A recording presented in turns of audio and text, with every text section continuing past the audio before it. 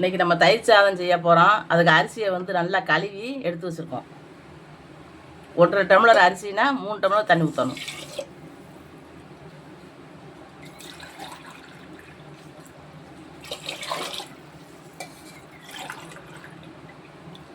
இதுக்கு தயிர் சாதத்துக்கு வந்து சோறு கொஞ்சம் குலைவாகவே இருக்கணும். குலைவாக இருந்தால் தான் நமக்கு தயிர் சாதம் நல்லாயிருக்கும். உப்பு போட்டுக்கிறோம்.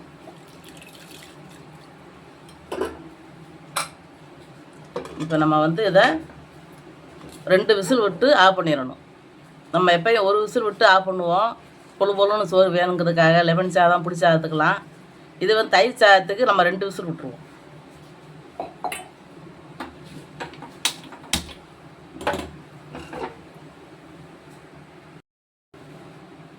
நம்ம தயிர் சாதத்துக்கு பால் காய்ச்சறதுக்கு நம்ம பாத்திரம் எடுத்து வச்சுருக்கோம். இப்போ வந்து நம்ம பால் காய்ச்சிக்கிடுவோம். தயிர் சாதங்கிறது ஈஸியான வேலை தான். இதை போய் செஞ்சு காட்டுறேன்னே நினைப்பீங்க. தயிர் சாதம் நம்ம வந்து எதுவும் தாளிக்க போகிறது கிடையாது.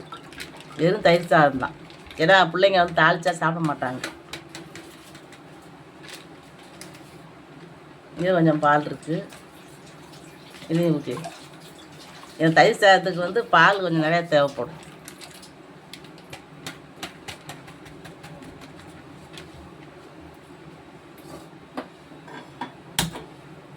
இது பால் வந்து கொஞ்சம் நல்லா வத்த காயணும்.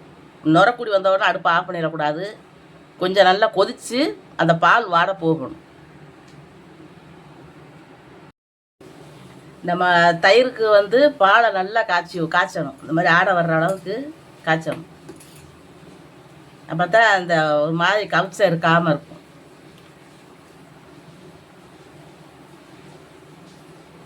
ஒரு 10 நிமிஷம் நல்லா வத்துச்சுன்னா இப்படி ஆடை தெளிஞ்சு வரும். அந்த நேரத்தில் நம்ம அடுப்பை ஆஃப் பண்ணிடணும். பாலை வந்து நல்லா ஆற விட்டுறணும். நல்லா கொதித்து நல்லா ஆடையெல்லாம் வந்த பிறகு அடுப்பை ஆஃப் பண்ணிட்டோம்னா நம்ம கொஞ்சம் கதன்னு இருக்கும்போது நம்ம சாப்பாட்டில் போட்டு கிண்டுறதுக்கு நல்லாயிருக்கும். நம்ம பால் பொங்கிக்கிட்டு வர்ற போதே அடுப்பை ஆஃப் பண்ணிடக்கூடாது. பால் வந்து இந்த தயிர் சாதத்து கொஞ்சம் பால் கொஞ்சம் வத்தா காயணும். நைட்டு உர ஊற்றி வச்சாலும் சரி, நம்ம உடனே நம்ம கிண்டி கொடுத்து விட்ற சாதமாக இருந்தாலும் சரி, கொஞ்சம் நல்லா பால் காய்ச்சா தான் நல்லாயிருக்கும். நம்ம பால் காய்ச்சி ஆற வச்சுட்டோம். இப்போ வந்து இந்த ஆடையெல்லாம் எடுத்துக்கணும்.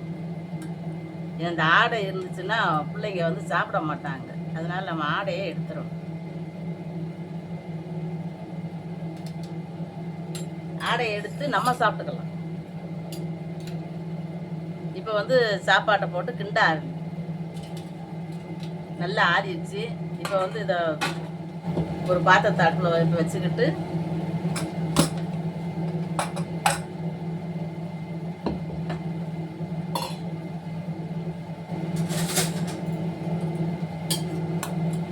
சாப்பாடு எடுத்து போவோம். நம்ம அதை கிண்ட ஆரம்பிக்கும் போது நமக்கு தயிர் சாதம் நல்லா இருக்கும்.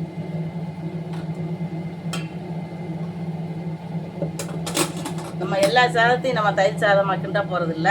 இதை வந்து நம்ம தேவையான அளவு ஒரு 3 பேருக்கு தக்கன்னு நம்ம கிண்டுறோம்.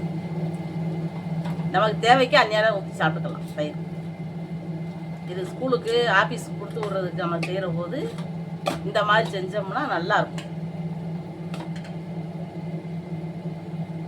இப்போ சாப்பாடும் கொஞ்சம் ஆர்பி தான் இருக்குது, ரொம்ப சூடாக இல்லை. இப்போ தயிரை ஊற்றிக்கணும். தயிர் ரொம்ப ஊற்றக்கூடாது, ஏன்னா அது மதியத்துக்குள்ளே ரொம்ப புளிச்சிடும். ரொம்ப தயிர் ஊற்றிட்டோம்னா மதியம் சாப்பிடும்போது பிள்ளைகளுக்கு ரொம்ப புளிப்பாயிரும். அதனால் நம்ம என்ன பண்ணணும், கொஞ்சம்தான் உரைக்கி ஊற்றணும். பால் நிறையா ஊற்றணும். இதை முதல்ல ஊற்றி நல்லா அப்படி கிண்டி விட்டுக்கிட்டு அதுக்கப்புறமா தயிரை ஊற்றணும். பாலை முதல்ல நமக்கு உரைக்கு தக்கன தயிரை ஊற்றி கிண்டிக்கிறோம். இப்போ வந்து நம்ம பாலை தூக்கி ஊற்றணும்.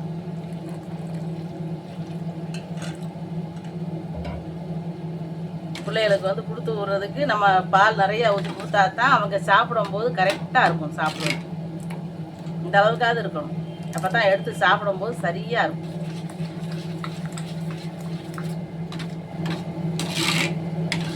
இல்லைன்னா கொண்டு வரும்போதே மிச்சத்தை கொண்டு வந்துடுவாங்க ஸ்கூல்ல இருந்து, சாப்பாடு புளிச்சு கிடக்கும். இதுன்னா நமக்கு ஒரு பருக்க கூட இல்லாமல் சாப்பிட்டு வந்துடுவாங்க. இது வெயில் நேரங்கிறதுனால சீக்கிரமே புளிச்சிரும். அப்போ நம்ம உரைக்கு மட்டும் கொஞ்சம் ஊற்றுனா போதும். இன்னும் ஒரு 1/4 மணி நேரத்தில் இது வந்து அப்படியே கெட்டி ஆயிடும்.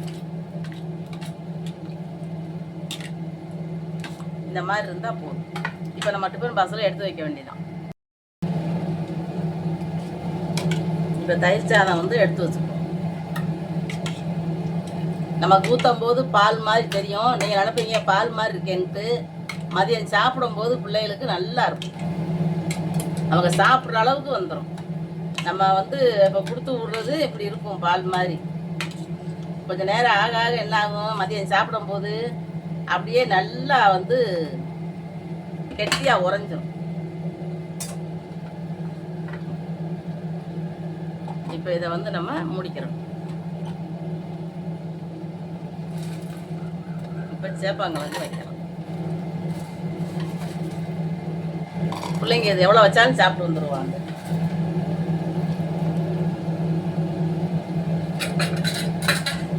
ஆஃபீஸுக்கு கொடுத்து விடுறதுக்கு இந்த மாதிரி நம்ம கொடுக்கணும். சாப்பாடு அதில் எடுத்து வச்சு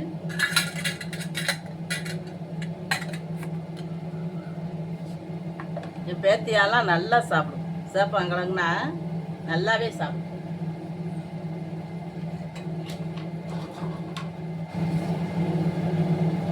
அப்படி மூடி கொடுத்து விட்டுட்டோம்னா பிள்ளைய வந்து நல்லா அழகாக சாப்பிட்டு வந்துடுவாங்க.